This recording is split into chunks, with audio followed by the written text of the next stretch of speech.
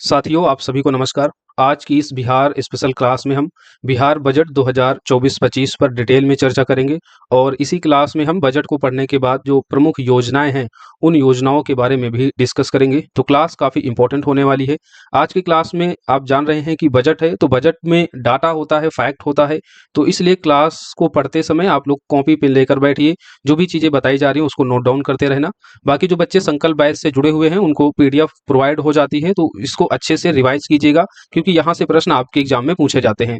70 BPSC के लिए dedicated batch है हमारी संकल्प बैच। जो बच्चे इसे जुड़ना चाहते हैं, इसमें एनरोल होना चाहते हैं, वो दिए गए नंबर पर कॉल या मैसेज करके इन क्लासेस से जुड़ सकते हैं। नंबर है 6306473800। ये पेमेंट नंबर भी है।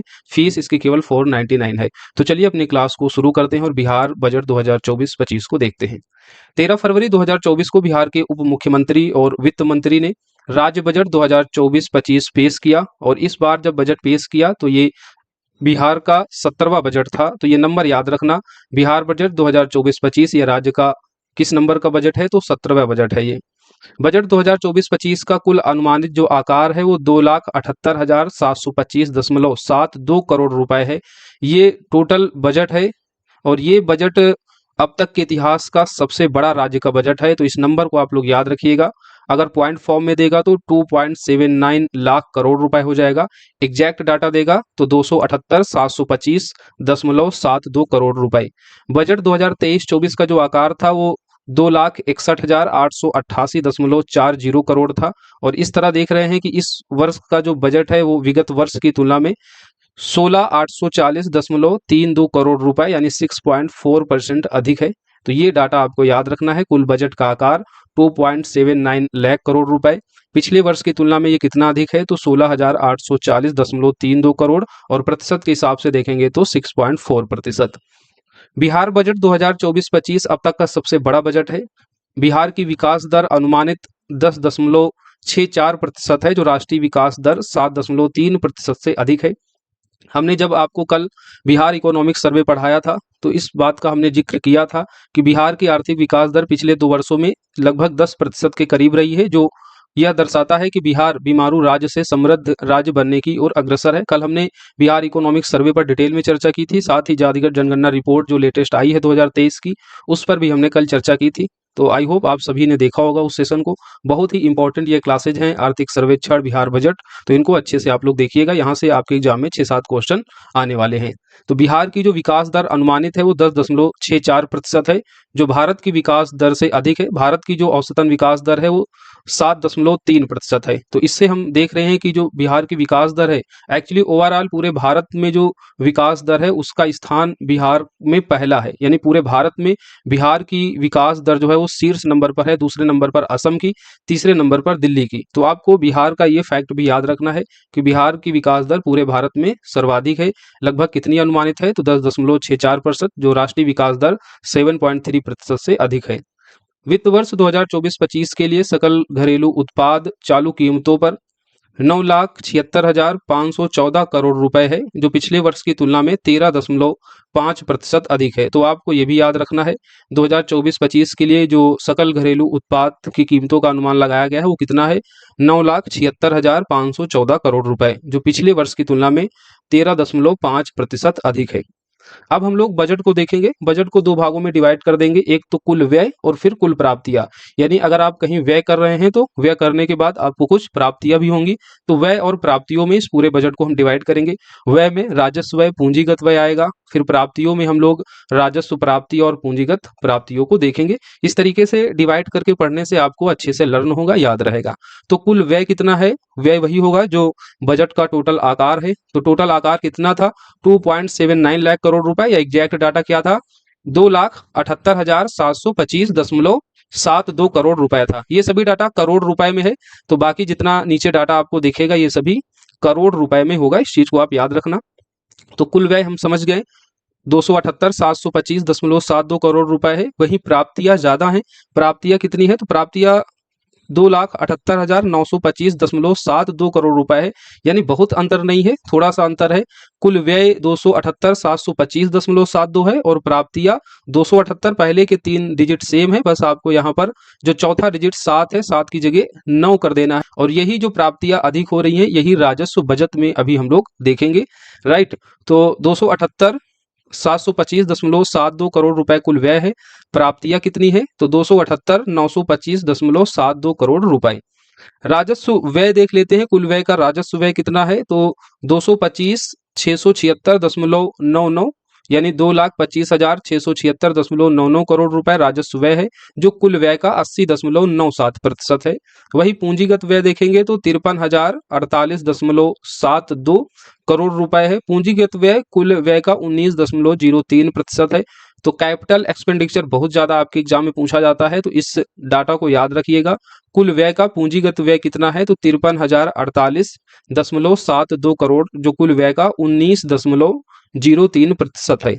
अब हम लोग प्राप्तियों को देख लेते हैं। प्राप्तियों में राजस्व प्राप्तियां कितनी है? तो राजस्व प्राप्तियां 2,26,798.40 करोड़। वहीं पूंजीगत प्राप्तियां हैं 52,127.3 करोड़ रुपए। तो ये हो गया राजस्व प्राप्तियां, राजस्व पूंजीगत प्राप्तियां, फिर एक तरफ राजस्व व्यय और पूंजीगत व्यय। ये सभी डाटा इंपॉर्टेंट है, आप लोग एक बार इसको अच्छे से देख लीजिए, नोट डाउन कर लीजिए और एक दो बार रिवाइज करेंगे तो आपको याद हो जाएगा, राइट। अब हम लोग राजस्व बचत देख लेते हैं। बचत यहाँ पर क्यों हो रहा है? क्योंकि पर व्यय कम है और प्राप्तियां ज्यादा हो रही हैं। जब व्यय कम होगा और आपको प्राप्तियां ज्यादा मिलेंगी तो सीधी सी बात है, वहां पर बचत होगी। तो राजस्व जो बचत है वो कितनी है? 1,121.41 करोड़ रुपए का राजस्व बचत है, जो कुल जीडीपी का, राज्य की जो कुल सकल घरेलू उत्पाद है उसका 0.11% है। और राज्य का कुल सकल घरेलू उत्पाद हमने अभी क्या बताया था चालू कीमतों पर? 976,514 करोड़ रुपए, यानी 9,76,514 करोड़ रुपए। तो इस सकल घरेलू चालू कीमतों पर जो राजस्व बचत है 1,121.41 करोड़ रुपए, ये कितना प्रतिशत है? तो उस सकल घरेलू चालू कीमतों का 0.11% है। इस चीज को याद रखना। वहीं राजकोषीय घाटा देख लेते हैं। राजकोषीय घाटा है 29,095.42 करोड़ रुपए, जो कुल जीएसडीपी यानी राज्य की सकल घरेलू चालू कीमतों पर 2.98% है। फिर से मैं इस डाटा को रिपीट कर रहा हूं। सकल घरेलू उत्पाद चालू कीमतों पर 9,76,514 करोड़ रुपए है और इस जीएसडीपी का जो राजस्व बचत है वो 0.11% है। करोड़ में देखेंगे तो 1,121.41 करोड़ रुपए। वहीं राजकोषीय घाटा इस जीएसडीपी का 2.98% है। अगर पैसों में देखेंगे तो 29,095.42 करोड़ रुपए, राइट। तो ये दोनों ही इंपॉर्टेंट डाटा है। कुल बजट का राजस्व बचत कितना है और बजट में राजकोषीय घाटा कितना है। राजकोषीय घाटा आपके लिए इंपॉर्टेंट होता है, इसलिए यहाँ पर हम टोटल 3 वर्षों का फैक्ट आपको यहाँ दे रहे हैं। एक तो वास्तविक राजकोषीय घाटा, वास्तविक राजकोषीय घाटा में हम लोग 2022-23 के वर्ष को देखेंगे। तो वास्तविक जो राजकोषीय घाटा है 2022-23 का वो है 5.97%। वहीं बजट अनुमान 2023-24 का देखें तो ये 2.98% है। और इस वर्ष भी जो बजट अनुमान 2024-25 में राजकोषीय घाटे का दिया गया है वो 2.98% है। तो इस तरीके से देख रहे हैं 2022-23 में जो वास्तविक राजकोषीय घाटा रहा वो 5.97% रहा। तो इस चीज को याद रखना।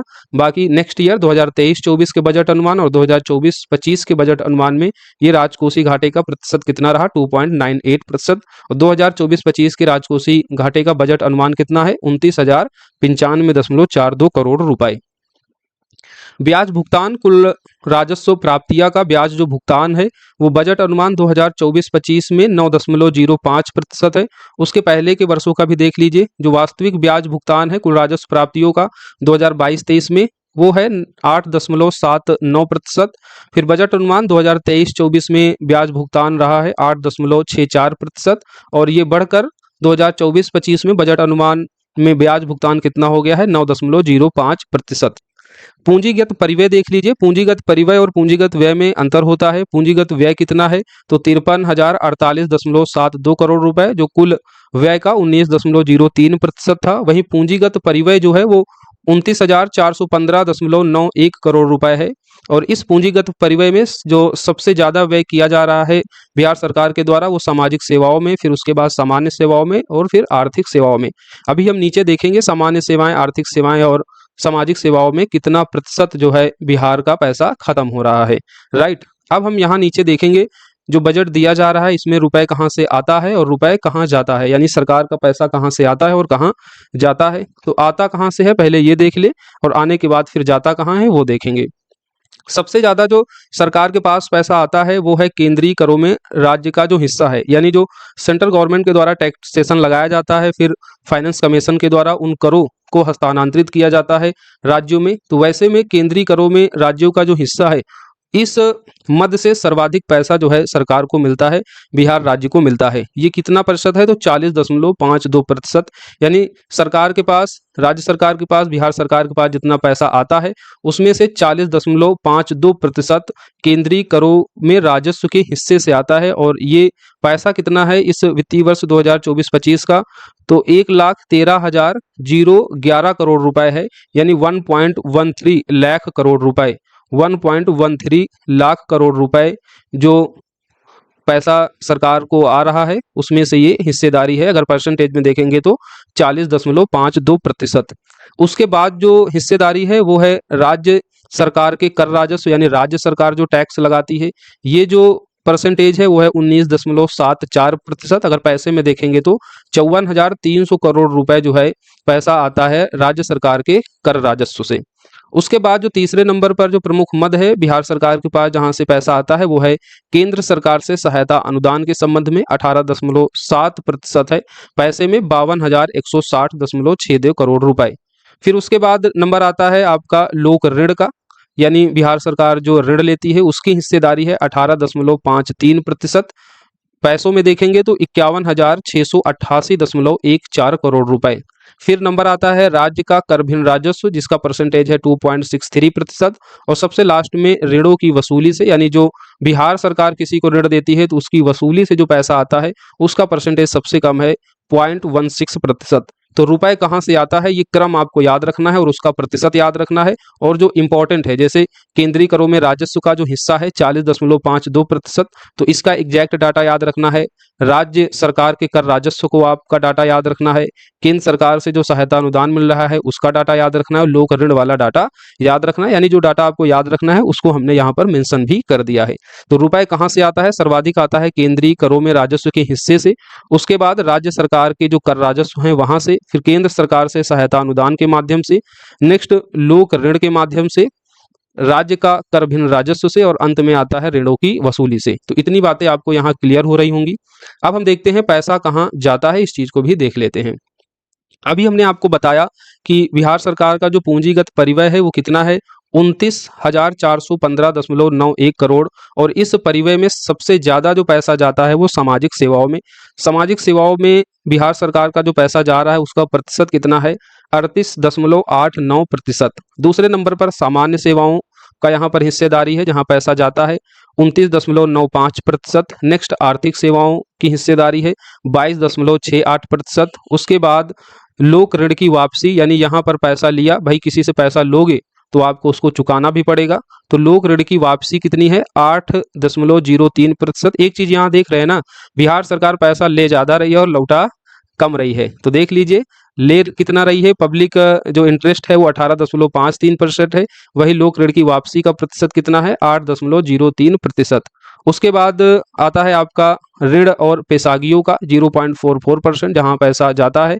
और लास्ट में सहायता अनुदान एवं अंशदान में, भाई जब पैसा है ही नहीं तो किसको सहायता अनुदान राज्य सरकार करेगा, इसलिए इसकी सबसे कम हिस्सेदारी है जहां पैसा जाता है मात्र 0.01%। तो इस तरीके से पैसा कहाँ से आता है, पैसा कहाँ जाता है, इस चीज को हमने देख लिया है। सबसे ज्यादा जा कहाँ रहा है तो सामाजिक सेवाओं में, उसके बाद सामान्य सेवाओं में, फिर आर्थिक सेवाओं में, नेक्स्ट लोक ऋण की वापसियों में, और उसके बाद ऋण और पेशागियों में। और सबसे कम जो पैसा बिहार सरकार का खत्म होता है जाता है वो सहायता अनुदान और अंशदान में। तो ये चीज आपको याद रखना है, प्रश्न यहां से पूछा जा सकता है। राज्य पर ऋण 2023-24 में देखें तो 2,68,613.58 करोड़ रुपए है, जो कुल राज्य के सकल घरेलू उत्पाद का 31.27% है। यानी ये आप देख रहे हैं ना, राज्य पर ऋण कितना है 2023-24 में, अगर ऋण देखें तो कुल राज्य के सकल घरेलू उत्पाद का 31.27%। और अगर इसको नंबर में देखेंगे तो 268,613 यानी 2,68,613.58 करोड़ रुपए। ये काफी इंपॉर्टेंट डाटा हो जाता है। बिहार सरकार पर जो ऋण है, कुल सकल घरेलू राज्य उत्पाद का 31.27% और नंबर में कितना है, 2,68,613.58 करोड़ रुपए। तो ये तो हो गई मोटी मोटी बातें बजट की।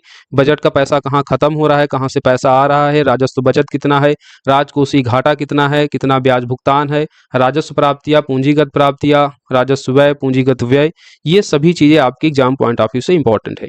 अब हम लोग देखेंगे प्रमुख विभागवार व्यय, और ये सभी जो व्यय होंगे वो करोड़ रुपए में होगा।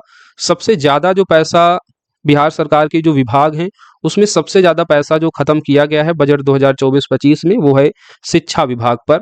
शिक्षा विभाग पर जो पैसा खत्म हुआ है वो है 52,639.03 करोड़ रुपए, जो कुल विभागवार व्यय का लगभग कितना परसेंट है, 18.89%। तो 18.89% जो पैसा है वो शिक्षा विभाग पर खत्म हुआ है, जो सबसे ज्यादा पैसा है अगर आप विभागवार देखेंगे तो। कितना है, 52,639.03 करोड़ रुपए, और ये गत वर्ष से यानी पिछले वर्ष की तुलना में 3.44% अधिक है। तो ये खुशी की बात है कि बिहार सरकार अब शिक्षा पर ध्यान दे रही है, इसलिए शिक्षा जो विभाग है उस पर लगातार जो है पैसा बिहार सरकार के द्वारा इन्वेस्टमेंट किया जा रहा है। दूसरे नंबर पर आता है, शिक्षा विभाग तो हो गया है, शिक्षा की जगह पर यहाँ पर स्वास्थ्य होगा। नोट्स में मैं इसको सही कर दूंगा, बाकी जो बच्चे संकल्प बैच से नहीं जुड़े हैं, जो नोट्स प्रिपेयर कर रहे हैं, तो इस शिक्षा की जगह स्वास्थ्य कर लीजिए। स्वास्थ्य विभाग दूसरे नंबर पर ये आया है, जहां पर सबसे ज्यादा पैसा खत्म हो रहा है, लगभग 14,932.09 करोड़ रुपए, जो कुल बजट का कितना है, 5.36% है।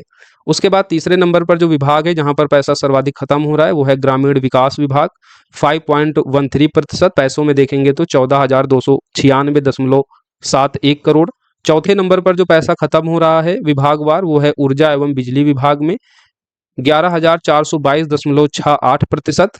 जो प्रतिशत के हिसाब से देखेंगे, माफ कीजिए करोड़ में है, 11,422.68 करोड़ रुपए, और प्रतिशत में कितना होगा, 4.10%। तो ये क्रमवार लिखा हुआ है, सबसे ज्यादा किस विभाग पर कैसे पैसा खत्म हुआ बजट 2024-25 का, तो शिक्षा विभाग पर। दूसरे पर है स्वास्थ्य विभाग, तीसरे पर है ग्रामीण विकास विभाग, चौथे पर है ऊर्जा एवं बिजली विभाग, और इन सभी का प्रतिशत लिखा हुआ है और कितना पैसा है वो भी हमने यहाँ पर मेंशन कर दिया है। आगे भी लिखा हुआ है, पांचवा जो क्रम आता है वो नगर विकास एवं आवास विभाग का आएगा, जो 4.05% है। नेक्स्ट कृषि विभाग का आएगा, 3600 करोड़ के आसपास है, 3600.92, 3,600.92 करोड़ रुपए कृषि विभाग पर बिहार सरकार ने खत्म किया है, जो कितना प्रतिशत होगा, ये 1.29%। नेक्स्ट विज्ञान एवं प्रौद्योगिकी विभाग पर, और 8वें नंबर पर पर्यावरण जलवायु परिवर्तन है, और 9वें पर अल्पसंख्यक कल्याण विभाग। इसके बाद भी बहुत सारे विभाग हैं, तो सभी को याद करने की तो जरूरत है नहीं, लेकिन हाँ जो स्टार्टिंग के 4 विभाग हैं वो एटलीस्ट कम से कम आपको याद होना चाहिए। स्वास्थ्य विभाग है यहाँ पर, स्वास्थ्य है शिक्षा की जगह पर। बाकी जैसे साइंस और टेक्नोलॉजी वाला याद कर लीजिए, जब हम लोग मेंस की प्रिपरेशन करेंगे साइंस टेक्नोलॉजी में तो इस डाटा का यूज करेंगे कि बिहार सरकार ने साइंस टेक्नोलॉजी में जो है कितना बजट जो है खत्म कर रही है, उस हिसाब से जो है हम अपने जो तर्क होंगे उनको वेरीफाई करेंगे। नेक्स्ट कृषि विभाग का आप लोग याद कर लीजिए, एग्रीकल्चर सेक्टर से जब हम लोग प्रश्न लिखेंगे, एक्चुअली ये डाटा प्रीलिम्स एग्जाम में डायरेक्ट भले ना पूछे जाए, जो नेक्स्ट के हैं जैसे पर्यावरण जलवायु परिवर्तन का प्रीलिम्स में शायद ना पूछा जाए, लेकिन ये सभी डाटा मेंस पर्सपेक्टिव से काफी इंपॉर्टेंट होते हैं। जब हम अपनी बात को वेरीफाई करते हैं और बिहार सरकार के प्रयासों को दिखाते हैं या समस्याओं को दिखाते हैं कि क्यों समस्या बनी हुई है, तो हम लोग इस डाटा को मेंशन कर देते हैं कि बिहार सरकार की अगर आप विभागवार देखेंगे तो बहुत ही कम पैसा जो है पर्यावरण जलवायु परिवर्तन पे या साइंस टेक्नोलॉजी पे खत्म हो रहा है। तो इस तरीके से हम लोग अपनी बात को जो है different different data, reports, fact के माध्यम से वेरीफाई करते हैं, तो उस लिहाज से जो है ये इंपॉर्टेंट हो जाता है। बाकी प्रीलिम्स पॉइंट ऑफ व्यू से आप जो शुरुआत के 4 विभाग हैं, शिक्षा, स्वास्थ्य, ग्रामीण विकास, ऊर्जा एवं बिजली विभाग, इनका जो है प्रतिशत और कितना पैसा खत्म हो रहा है उसको एक बार देख लीजिए। एग्जाम में अगर पूछा जाए तो आप उसे आसानी से कर लीजिएगा, राइट। तो ये तो हो गया बजट की मोटी मोटी बातें। अब हम लोग स्कीम देखेंगे, प्रमुख स्कीम योजनाएं जो इस बजट 2024-25 में उनको मेंशन किया गया है। प्रमुख फीचर्स देखेंगे बजट में जो योजनाएं हैं उनके बारे में, और कितना पैसा जो है इस बार खत्म किया जा रहा है उस चीज को हम यहाँ पर देखने वाले हैं।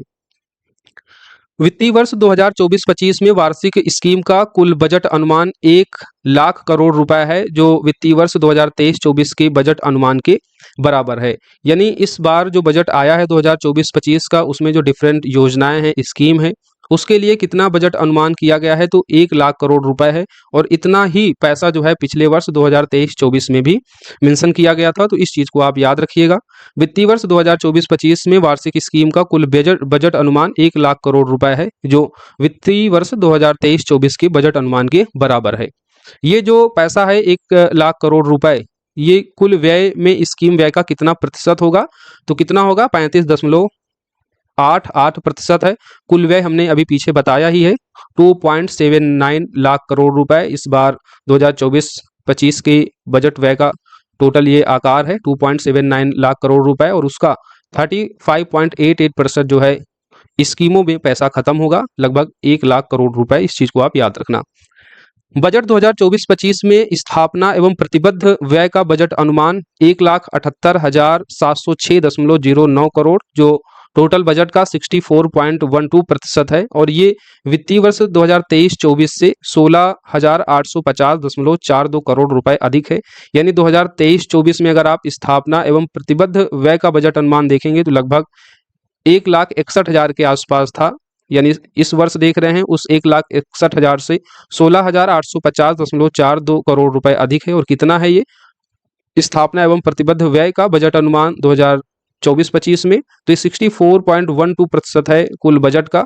अगर इसको पैसे में देखेंगे तो 1,78,706.09 करोड़ रुपए। अब हम प्रमुख स्कीमों में देख रहे हैं। सबसे पहली जो स्कीम है वो है 7 निश्चय योजना। बहुत ही महत्वपूर्ण है आपके एग्जाम पॉइंट ऑफ व्यू से। 7 निश्चय योजना जो प्रोग्राम शुरू किया गया था वो 2015 में शुरू किया गया था। 7 निश्चय योजना पार्ट 2 आया, और 7 निश्चय योजना पार्ट 2 बाद में आया 2020 और 25 में इसकी ड्यू ड्यूरेशन है, राइट। तो 7 निश्चय योजना का जो पहला पार्ट आया था 2015 से 20 तक, और इस 7 निश्चय 1 के द्वारा बिहार में जो है काफी आर्थिक विकास देखा गया। 7 निश्चय जो 1 पार्ट आया था वो काफी सफल प्रयास रहा था बिहार सरकार के द्वारा, और फिर इसको आगे एक्सटेंड किया गया इसके पार्ट 2 में 2020 से 2025 के बीच तक। तो 7 निश्चय योजना जो 2 है, इसके लिए जो व्यय राशि है बजट 2024-25 में वो है 5,040 करोड़ रुपए। It's very important fact for your exam, याद रखना। 7 निश्चय योजना 2 के लिए जो बजट 2024-25 में जो व्यय राशि है, जो बजट खत्म किया जाएगा वो कितना होगा, तो 5,040 करोड़ रुपए, राइट। अब हम 7 निश्चय 1 और 7 निश्चय 2 में जो प्रावधान है उनको एक बार देख लेते हैं। यहाँ से प्रीलिम्स एग्जाम में क्वेश्चन पूछा जाता है, और मेंस पर्सपेक्टिव से भी ये आपको रटे होने चाहिए।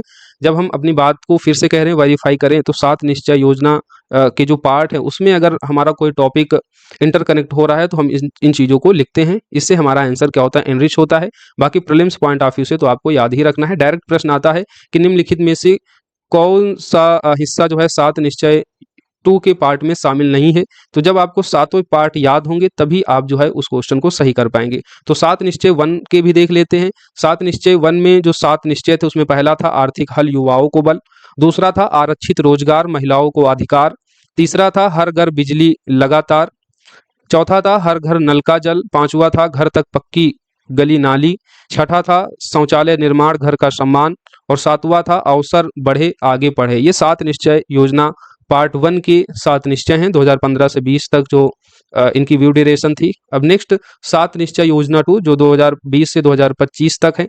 इसमें जो पहला निश्चय है वो है युवा शक्ति बिहार की प्रगति। 7 निश्चय योजना 2 वाले तो आप जरूर ही याद रखिए। अब युवा शक्ति बिहार की प्रगति पहला निश्चय है, निश्चय पार्ट 2 का। उसके बाद जो दूसरा निश्चय है वो सशक्त महिला सक्षम महिला, तीसरा है हर खेत को सिंचाई के लिए पानी, चौथा है स्वच्छ गांव समृद्ध गांव, पांचवा है स्वच्छ शहर विकसित शहर, छठा है सुलभ संपर्कता यानी कनेक्टिविटी की बात यहाँ की जा रही है, और सातवां है सबके लिए स्वास्थ्य सुविधाएं। तो ये 7 निश्चय योजना जो पार्ट 2 है उसके ये सभी 7 निश्चय हैं। यहाँ पर आप देख रहे हैं कि साइंस टेक्नोलॉजी जैसी बातें नहीं की गई हैं, और ज़्यादातर ऑप्शन में इसी तरीके के जो है ऑप्शन बना के आपको जो है प्रश्न दिया जाता है। और आपको लगता है कि टेक्नोलॉजी का दौर चल रहा है तो 7 निश्चय योजना में टेक्नोलॉजी जरूर शामिल होगी, तो ऐसा नहीं है। 7 निश्चय पार्ट 2 में भी टेक्नोलॉजी का जिक्र नहीं किया गया और 1 में भी नहीं था। तो देख लीजिए 7 निश्चय योजना 2 में कौन कौन से 7 निश्चय हैं। एक बार मैं फिर से रिपीट कर रहा हूँ, इंपॉर्टेंट है। युवा शक्ति बिहार की प्रगति, सशक्त महिला सक्षम महिला, हर खेत को सिंचाई के लिए पानी, स्वच्छ गांव समृद्ध गांव, स्वच्छ शहर विकसित शहर, सुलभ संपर्कता, सबके लिए स्वास्थ्य सुविधाएं। राइट। इसके बाद जो योजना है वो है हर घर नल का जल। हर घर नल का जल के लिए जो वित्तीय वर्ष 2024-25 यानी जो बजट 2024-25 का आया है उसमें कितने पैसे खत्म करने का प्रावधान किया गया है हर घर नल की जल योजना में, तो 1295 करोड़ यानी 1295 करोड़ रुपए हर घर नल का जल योजना में खत्म किया जाएगा बजट 2024-25 का। उसके बाद बिहार स्टूडेंट क्रेडिट कार्ड योजना, इस योजना के अंतर्गत 30 जनवरी 2024 तक वित्तीय ऋण राशि 4,766 करोड़ रुपए है और 2,58,888 बिहार स्टूडेंट क्रेडिट कार्ड निर्गत हुए। इसके लिए वित्तीय वर्ष 2024-25 में 700 करोड़ रुपए का प्रावधान किया गया है। तो बिहार स्टूडेंट क्रेडिट कार्ड योजना के लिए बजट 2024-25 में जो प्रावधान किया गया है पैसों का वो कितना है, 700 करोड़ रुपए। मुख्यमंत्री महिला उद्यमी योजना महिलाओं के सशक्तिकरण के लिए है। इसके लिए बजट 2024-25 में जो पैसा खत्म करने का प्रावधान किया गया है वो कितने का है, तो 250 करोड़ रुपए का है। ये इंपॉर्टेंट है, याद रखिएगा। मुख्यमंत्री महिला उद्यमी योजना के लिए वित्तीय वर्ष 2024-25 में कितना पैसा खत्म किया जाएगा, तो 250 करोड़। उसके बाद बिहार लघु उद्यमी योजना देख लीजिए। इस योजना के तहत गरीब वर्ग के लोगों को 2 लाख रुपए बतौर अनुदान के रूप में दिया जाएगा। इस योजना में चालू वित्तीय वर्ष में 250 करोड़ रुपए एवं आगामी वित्त वर्ष में 1000 करोड़ रुपए की स्वीकृति दी गई है। तो ये आपके लिए इंपॉर्टेंट हो जाती है बिहार लघु उद्यमी योजना भी। इस योजना का उद्देश्य क्या है, गरीब वर्ग के लोगों को 2 लाख रुपए का जो है अनुदान देना है। तो ये आपको एक तो नंबर याद रखना है, बिहार लघु उद्यमी योजना में गरीब वर्गों के लिए 2 लाख रुपए बतौर अनुदान के रूप में दिया जाएगा और इसके लिए इस वर्ष 2024-25 में 250 करोड़ रुपए पैसा खत्म करने का प्रावधान किया गया और नेक्स्ट ईयर 1000 करोड़ रुपए की स्वीकृति दी गई है। आगे है जीविका योजना। जीविका योजना काफी इंपॉर्टेंट है, 67th बीपीएससी मेंस एग्जाम में यहाँ से प्रश्न आया था और ये काफी इंपॉर्टेंट स्कीम है। तो देख लीजिए जीविका योजना के बारे में। उद्देश्य क्या था जीविका योजना का, बिहार में महिलाओं का विकास, उनका सशक्तिकरण और ग्रामीण गरीबी का उन्मूलन इसका विकास था। तो जीविका योजना का विकास क्या है, महिलाओं का विकास और उनका सशक्तिकरण करना और साथ ही ग्रामीण गरीबी का उन्मूलन करना। जीविका द्वारा अब तक 10.47 लाख स्वयं सहायता समूहों का गठन किया गया है। वित्तीय वर्ष 2024-25 में 1.03 लाख नए समूहों को गठन किया जाएगा। ये आपके लिए इंपॉर्टेंट है, यानी इस जीविका योजना के तहत अब तक कितने स्वयं सहायता समूहों का गठन किया जा चुका है, तो 10.47 लाख स्वयं सहायता समूह का गठन हो चुका है। और वित्त वर्ष 2024-25 में जो टारगेट किया गया है वो कितना है, ये इंपॉर्टेंट हो जाता है, 1.03 लाख नए समूहों का गठन इस जीविका कार्यक्रम के तहत किया जाएगा। और ये जो नए 1.03 लाख नए जो स्वयं सहायता समूह का गठन होगा उससे लगभग 20 लाख परिवार जो हैं, नए परिवार जो हैं इस स्वयं सहायता समूह से जुड़ जाएंगे। वित्तीय वर्ष 2024-25 में नवगठित सेल्फ हेल्प ग्रुप यानी स्वयं सहायता समूहों को जीविकापर्जन संवर्धन हेतु 150 करोड़ रुपए की आर्थिक सहायता प्रदान की जाएगी। तो ये आपको याद रखना है, स्वयं सहायता समूहों का जो गठन हो रहा है उनके लिए जीविकापर्जन संवर्धन हेतु 2024-25 में जो बजट आया है उसमें कितना प्रावधान किया गया है, तो 150 करोड़ रुपए का। अब तक 194 जीविका दीदी की रसोई का संचालन किया जा रहा है और वित्त वर्ष 2024-25 में 50 जीविका दीदी की रसोई खोलने का लक्ष्य बनाया गया है। तो ये आपको याद रखना है, 2024-25 में नेक्स्ट कितनी जीविका दीदी रसोई खोलने का लक्ष्य रखा गया है, तो 50। उससे पहले अब तक 194 जीविका दीदी की रसोई का संचालन हो ही रहा है और 2024-25 में इसमें जो है 50 जीविका दीदी रसोई को और खोला जाएगा। जीविका द्वारा राज्य से बाहर 2 केंद्र बिहार प्रवासी संसाधन केंद्र दिल्ली और बेंगलोर में स्थापित किए गए हैं, इस चीज को याद रखना। जीविका के द्वारा बिहार से बाहर 2 प्रवासी संस्थान केंद्र बनाए गए हैं, एक दिल्ली में दूसरा बेंगलोर में। बाकी जीविका कार्यक्रम के तहत और भी बहुत सारे फैक्ट हैं, ये पूरा एक टॉपिक हो जाता है मेंस पर्सपेक्टिव से।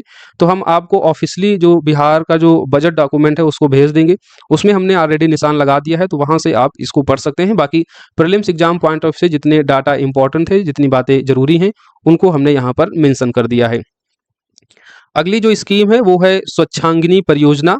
स्वच्छांगिनी परियोजना, इस परियोजना के अंतर्गत नगर निगम पटना में स्लम में रह रही महिलाओं के उद्यमिता को बढ़ावा देना है। तो टारगेट याद रखना स्वच्छांगिनी परियोजना का। इस परियोजना के अंतर्गत नगर निगम पटना, पहला फैक्ट तो आपको यही याद रखना है, कौन सा नगर निगम है, तो पटना नगर निगम है। इस नगर निगम में स्लम में रह रही जो महिलाएं हैं उनकी उद्यमिता को बढ़ावा देना।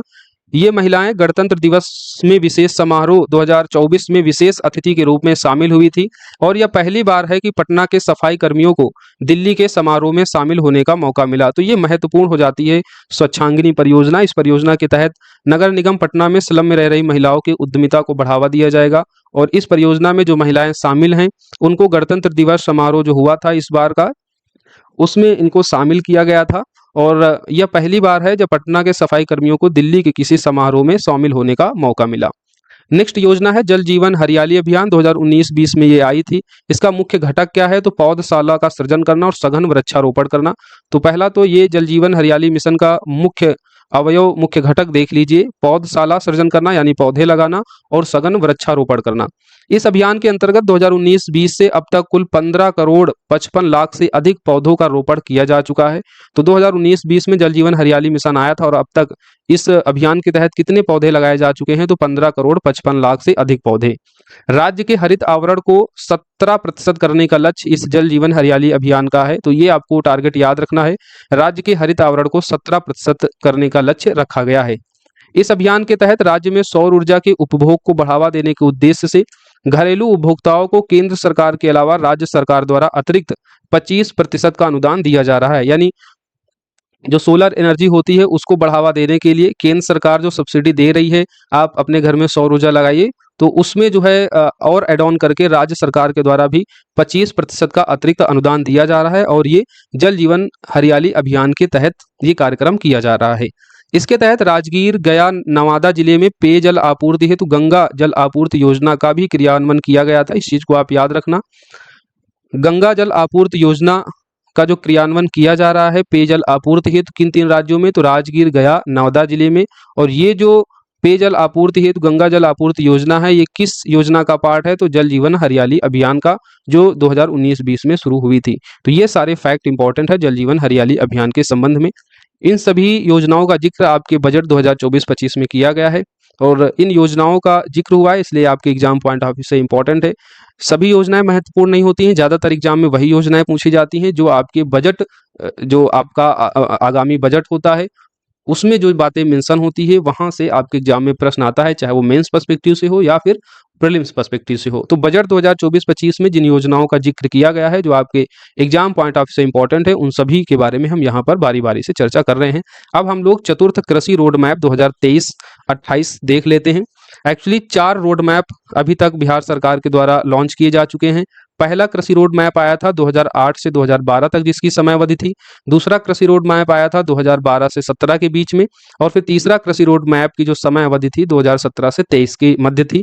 और अब जो रोड मैप है वो 2023 से 28 तक यानी 5 सालों की ड्यूरेशन के साथ ये कृषि रोड मैप आ रहे हैं। 2008 में स्टार्ट हुआ था और इस तरीके से चौथा कृषि रोड मैप है जिसकी समय अवधि है 2023 से 28 तक। चौथा कृषि रोड मैप का जो शुभारंभ हुआ था राष्ट्रपति द्रौपदी मुर्मू के द्वारा 18 अक्टूबर 2023 को किया गया था। ये डेट याद रखना, चौथे कृषि रोड मैप के शुभारंभ की क्या डेट है, 18 अक्टूबर 2023 की। और इसका शुभारंभ किसके द्वारा किया गया था, तो राष्ट्रपति द्रौपदी मुर्मू के द्वारा। इस रोड मैप के लिए 1.62 लाख करोड़ रुपए की लागत शामिल है। तो चौथे कृषि रोड मैप की जो लागत है वो कितनी है, 1.62 लाख करोड़ रुपए। हमने जब आपको बिहार कृषि से संबंधित एक मेंस पर्सपेक्टिव से एक टॉपिक आपको दिया था तो उसमें हमने कृषि रोड मैप को डिटेल में चर्चा की थी क्योंकि ये कृषि रोड मैप आपके मेंस पर्सपेक्टिव से काफ़ी इंपॉर्टेंट है। इसमें हमने पहला कृषि रोड मैप बताया था, उसका क्या उद्देश्य है। तो बिहार में पहला कृषि रोड मैप जो है वो कृषि प्रथाओं और बुनियादी ढांचे में सुधार पर केंद्रित था।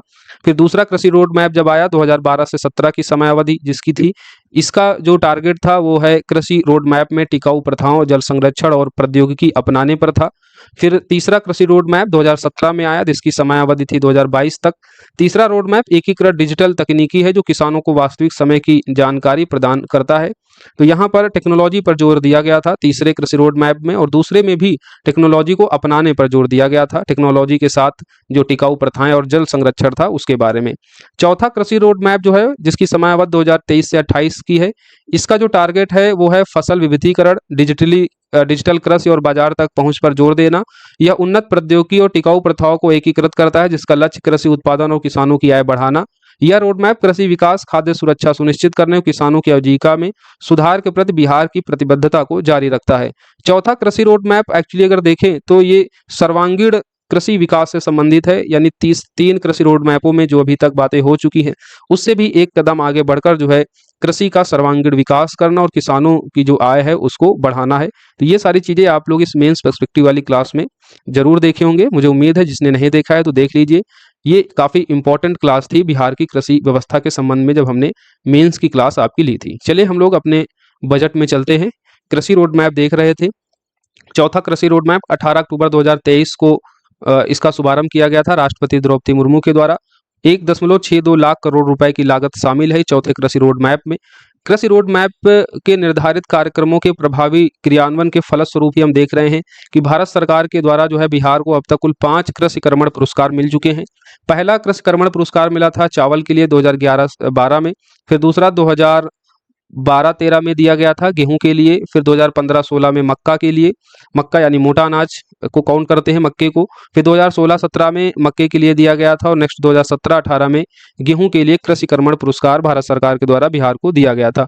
तो गेहूं के लिए 2 बार कृषि कर्मण पुरस्कार मिल चुका है, एक बार 2012-13 और दूसरी बार 2017-18 में। उसी तरीके से देखिए तो मक्के के लिए भी 2 बार कृषि कर्मण पुरस्कार मिल चुका है बिहार को, एक बार 2015-16 में और एक बार फिर दूसरी बार 2016-17 में। और चावल के लिए जो है पहला कृषि कर्मण पुरस्कार मिला था 2011-12 में। तो इस तरीके से 2 बार मक्के के लिए, 2 बार गेहूं के लिए, एक बार चावल के लिए, कुल मिलाकर 5 बार जो है भारत सरकार से बिहार ने कृषि कर्मण पुरस्कार प्राप्त किया है। और ये कृषि कर्मण पुरस्कार कृषि रोड मैप में निर्धारित कार्यक्रमों के प्रभावी क्रियान्वयन के फलस्वरूप ही मिले हैं। यहाँ पर कुछ नोट पॉइंट दिए गए हैं, जैसे पान विकास के लिए बिदुपुर जो वैशाली में पड़ता है, यहाँ पर सेंटर ऑफ एक्सीलेंसी स्थापित किया जाएगा। आप जानते हैं कि वैशाली जो है पान की खेती के लिए काफी फेमस है, तो वैशाली के बिदुपुर में पान विकास के लिए सेंटर ऑफ एक्सीलेंसी स्थापित किया जाएगा। बीज के क्षेत्र में बिहार को आत्मनिर्भर बनाने के लिए 102 करोड़ रुपए की लागत से 100 सीड हब विकसित किए जाएंगे। राज्य सरकार द्वारा गंगा नदी के दोनों किनारों के 13 जिलों में जैविक कॉरिडोर की स्थापना की जाएगी। ये जैविक कॉरिडोर जो हैं वो 20,000 एकड़ में बनाए गए हैं। तो ये आपको याद रखना है, जैविक कॉरिडोर योजना के तहत गंगा नदी के किनारे 13 जिलों में जो है जैविक कॉरिडोर को स्टैब्लिश किया गया है, कुल 20,000 एकड़ में। बाकी ऊपर वाला भी फैक्ट इंपॉर्टेंट है, बीज के क्षेत्र में बिहार को आत्मनिर्भर बनाने के लिए 102 करोड़ की लागत से 100 सीड हब विकसित किए जाएंगे।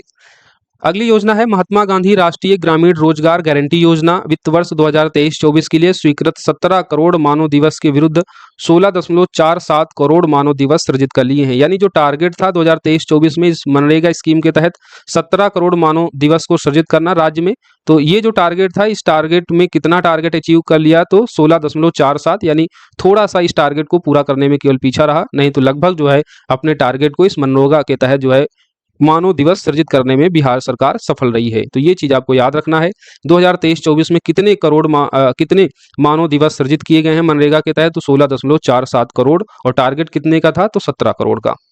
जल जीवन हरियाली अभियान के तहत मनरेगा के अंतर्गत वित्तीय वर्ष 2024-25 में 1.77 करोड़ पौधारोपण का लक्ष्य रखा गया है। तो जल जीवन हरियाली अभियान के तहत मनरेगा के तहत 2024-25 में 1.77 करोड़ पौधे रोपण का जो है टारगेट किया गया है। प्रधानमंत्री मातृत्व वंदना योजना देख लीजिए, इसके तहत गर्भवती महिलाओं को एक जीवित संतान पर 5,000 रुपए की 2 किस्तों में, और जब दूसरा ही अगर बच्चा होता है उसमें अगर पुत्री जन्म लेती है, कन्या जन्म लेती है, तो उस स्थिति में 6,000 रुपए की एक मुश्त जो है धनराशि महिला को दी जाएगी प्रधानमंत्री मातृत्व वंदना योजना के तहत। अच्छा, आपको एक काम यहाँ पर करना है, ये आपका होमवर्क है, ये जो हम आपको स्कीम बता रहे हैं जैसे मनरेगा हो गया, प्रधानमंत्री मातृत्व वंदना हो गया, इनको किस ईयर लॉन्च किया गया था, ये आपका होमवर्क है। ये आपका होमवर्क है, आपको ईयर इन योजनाओं को देखना है किस ईयर ये लॉन्च की गई थी, राइट। अगर आप इतना नहीं कर पाते हैं कमेंट बॉक्स में बताइएगा, हम इन ईयर को मेंशन कर देंगे संकल्प बैच में जो नोट्स प्रोवाइड करेंगे उसमें, राइट। लेकिन आप लोग इसको एक बार देखिएगा, गूगल पर सर्च कीजिएगा, बहुत ही आसानी से आपको इन सभी योजनाओं के लॉन्च ईयर मिल जाएंगे। अगली जो योजना है वो है समग्र शिक्षा अभियान। समग्र शिक्षा अभियान के लिए जो वित्त वर्ष 2024-25 में बजट आवंटन किया गया है वो है 14,596 करोड़ रुपए। उद्यमिता विकास हेतु अनुदान एवं प्रोत्साहन योजना के लिए जो बजट 2024-25 में आवंटन किया गया है वो है 660 करोड़ रुपए। ठोस और तरल अपशिष्ट प्रबंधन योजना के लिए बजट 2024-25 में 40 करोड़ रुपए का प्रावधान किया गया है। तो ये पैसा याद रखिएगा, कुछ इंपॉर्टेंट स्कीम है जहां से आपसे जो है प्रश्न पूछा जा सकता है कि इस स्कीम के लिए बजट 2024-25 में कितना धन आवंटित किया गया है। तो जो स्कीमें पूछी जा सकती हैं उनको हम यहाँ पर मेंशन कर दे रहे हैं। ये तो हो गई कुछ इंपॉर्टेंट स्कीम जो आपके बजट 2024-25 में जिनकी चर्चा की गई थी। अब हम कुछ और भी इंपॉर्टेंट फैक्ट देखेंगे जो इस बजट 2024-25 में मेंशन है, जिसमें हम लोग देखेंगे 2023-24 में इस बजट में बताया गया है 24-25 के बजट में कि 2023-24 में 96.42 किलोमीटर राष्ट्रीय पथों का और वहीं 67.13 किलोमीटर राज्य उच्च पथों का निर्माण किया गया है। तो ये याद रखना, 96.42 किलोमीटर राष्ट्रीय पथ और 67.13 करोड़ राज्य उच्च पथों का निर्माण किया गया है 2023-24 में।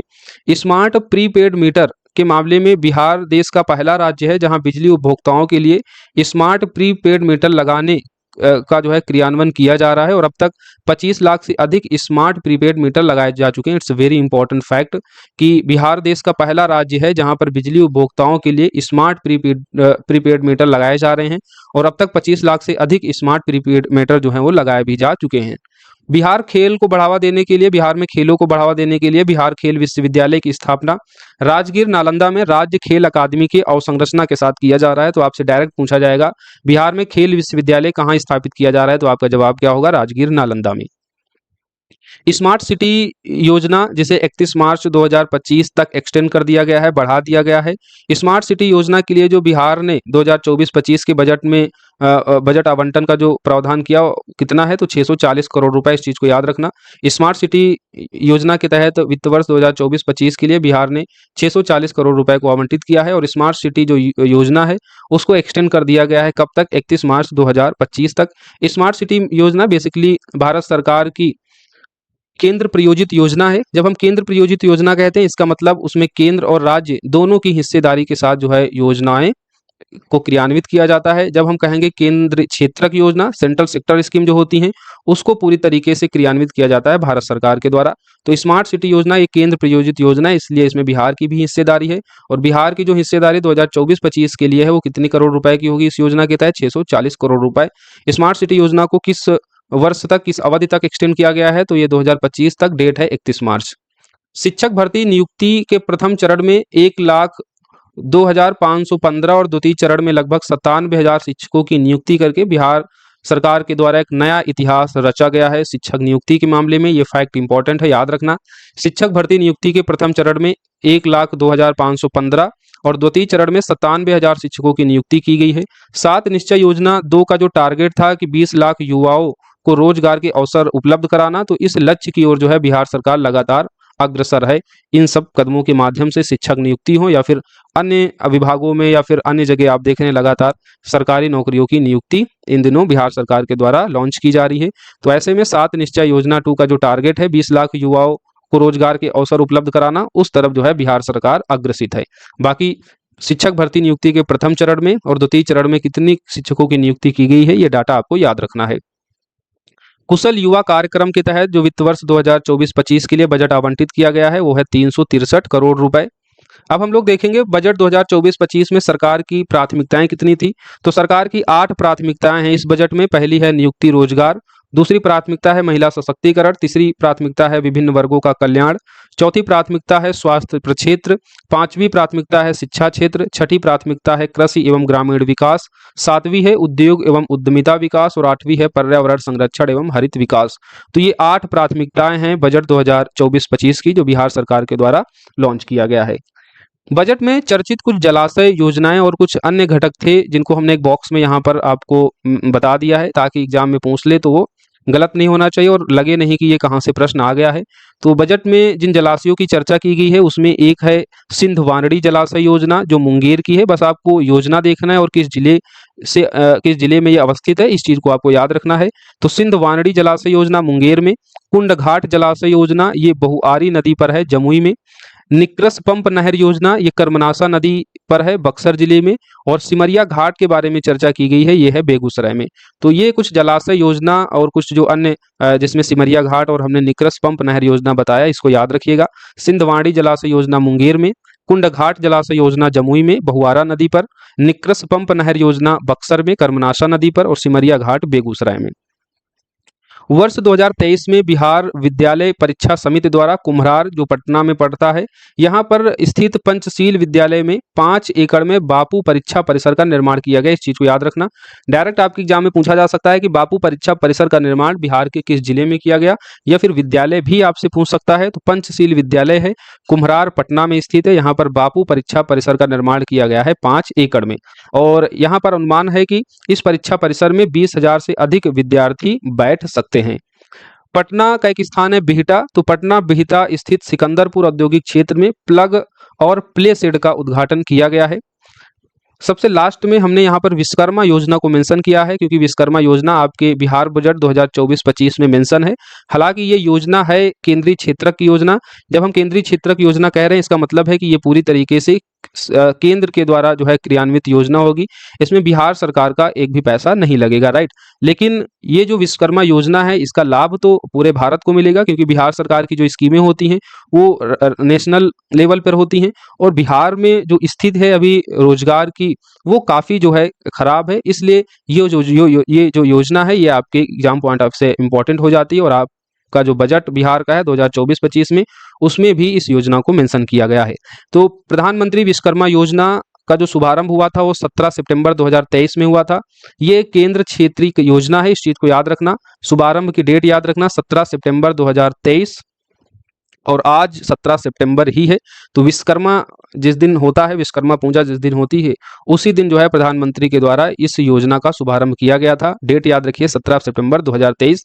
केंद्रीय क्षेत्रक योजना है। इस योजना के तहत 18 शिल्पकार और कारीगर शामिल हैं। शिल्पकार मतलब जो हाथों के द्वारा या फिर अन्य कारीगरी के माध्यम से डिफरेंट उत्पाद बनाते हैं, उन सभी को हम लोग विश्वकर्मा कहते हैं। जैसे राजगीर जो घर बनाते हैं, लुहार हो गए, बढ़ाई हो गए, ये सब क्या है, ये सब विश्वकर्मा है। तो ऐसे 18 शिल्पकार और कारीगर जिनको हम लोग विश्वकर्मा कहते हैं, इनको शामिल किया गया है। अच्छा, इनको जो शामिल किया गया है, इसमें किन विश्वकर्मा यानी किन शिल्पकारों कारीगरों को लाभ मिलेगा? ये जो 18 शिल्पकार इसमें शामिल किए गए हैं, इनमें उन्हीं को लाभ मिलेगा जिनकी न्यूनतम आय 18 वर्ष है। और एक चीज इसमें और जोड़ी गई है कि पिछले 5 वर्षों में PM-EGP, PM स्वनिधि और मुद्रा योजनाओं में से किसी का लाभ उन्होंने ना लिया हो। यानी इसके अंतर्गत उन्हीं 18 शिल्पकारों को लाभ मिलेगा जो पिछले 5 वर्षों में ना तो उन्होंने प्रधानमंत्री स्वनिधि योजना का लाभ लिया हो, ना ही उन्होंने मुद्रा योजना का लाभ लिया हो, ना ही वो PM-EGP का उनको लाभ मिला हो। तो अगर इन 3 स्कीमों के तहत किसी शिल्पकार को जिसकी न्यूनतम आय 18 वर्ष है और ये 18 शिल्पकारों की श्रेणी में आते हैं, तो उनको जो है PM विश्वकर्मा योजना का लाभ मिलेगा। लाभार्थी को मिलेगा क्या? तो लाभार्थी को 5% की रियायती ब्याज दर पर 3 लाख रुपए का ऋण दिया जाएगा। 3 लाख रुपए में जो 1 लाख रुपए है ये पहली किस्त में दिया जाएगा, और फिर 2 लाख रुपए दूसरी किस्त में ऋण प्रोवाइड किया जाएगा। तो 5% की रियायती ब्याज दर पर 3 लाख रुपए तक का ऋण का प्रावधान यहाँ पर किया गया है PM विश्वकर्मा योजना के तहत, जिसमें 3 लाख में जो पहला जो लाख मिलेगा वो पहली किस्त होगी, फिर दूसरी किस्त में 2 लाख रुपए दिया जाएगा। प्रधानमंत्री विश्वकर्मा योजना के लिए जो नोडल मंत्रालय है वो है सूक्ष्म लघु उद्यम मंत्रालय, यानी जो MSME मिनिस्ट्री है वो इस योजना के लिए नोडल मंत्रालय होगी। तो इस तरीके से जो भी इंपॉर्टेंट डाटा, फैक्ट और सभी स्कीमें हैं वो हमने यहाँ पर आपसे डिस्कस कर ली है। बिहार बजट 2024-25 हमने इसको पढ़ लिया है, साथ ही जो प्रमुख योजनाएं हैं उनके बारे में भी हमने देखा है। तो आप लोग अच्छे से इसको रिवाइज कीजिए। जो बच्चे संकल्प बैच से जुड़ना चाहते हैं तो वो जुड़ सकते हैं दिए गए नंबर पर कॉल या मैसेज करके। इस संकल्प बैच के पेड ग्रुप में ही आपको इन सभी क्लासेस की PDF मिलेगी। अदरवाइज जो बच्चे सेल्फ स्टडी कर रहे हैं, बस उनसे यही सुझाव है कि जो ये इंपॉर्टेंट क्लासेज आपको बजट इकोनॉमिक सर्वे की दी जा रही हैं, इनका नोट्स जरूर प्रिपेयर कर लें ताकि लास्ट टाइम पर इनका रिवीजन कर सकें। क्योंकि डाटा आपको एक बार में याद नहीं होगा, कन्फ्यूजन होगा। जब इनको बार बार रिवाइज करेंगे तभी चीज़ें जो हैं एग्जाम हॉल में आपके साथ जाएंगी, राइट। तो मिलेंगे हम लोग नेक्स्ट क्लास में। जब तक आप लोग पढ़ते रहिए, जहाँ वहाँ सुरक्षित रहिए, अपना ख्याल रखें, और 17 नवंबर के लिए जो है पूरी तरीके से आप तैयार रहिए। डेडिकेटेड होकर एक स्मार्ट स्ट्रेटजी के साथ में पढ़ाई कीजिए। धन्यवाद।